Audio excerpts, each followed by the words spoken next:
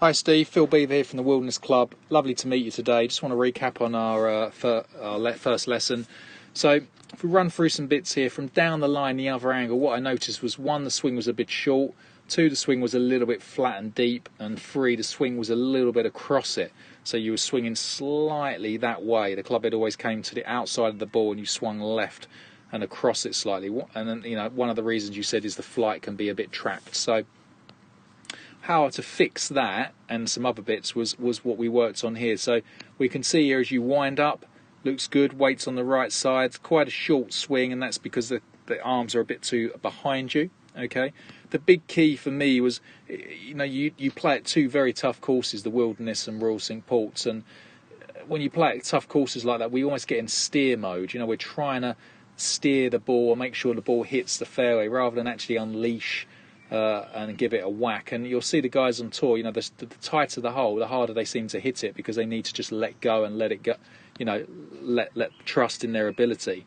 Now as you start down from here, Steve, for me, we're not opening our legs quick enough, okay? Because your club face is shut at the top, we need a much faster hip action, okay? Second of all, for me, at this stage here, we can really see the lower half is not in a good place here. It's very angled backwards. We've got a lot of weight still on this right side. We can see that evidently there. If we look at this chap here, he swings a fraction longer than yours, but when he comes down, even at this stage here, we can see he's definitely got a lot of weight on that left side. Fantastic into impact there. You can really see the pelvis being pushed this way, and when he comes to the same position as you, with the arms in that same position, look how different they look there. His legs leaning that way. Look at his right leg trailing. It's literally on the toe, okay, where yours is on, your toe is squashed up where you've got a lot of weight there. But the key is getting that pelvis forwards.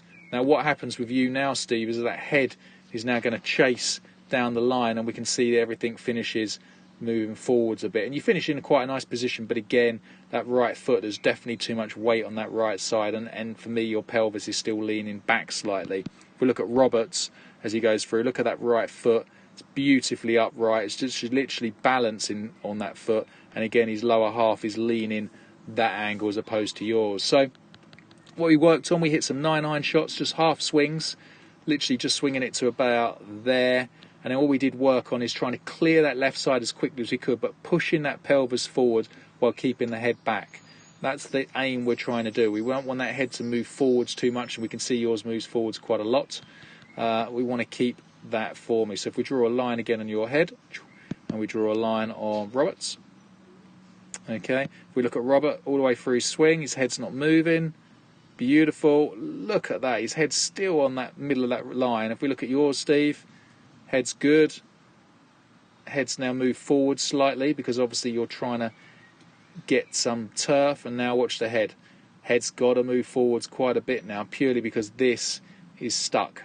Alright, so work on that for me, Steve. Really clear that left side. The weight should move into the left heel.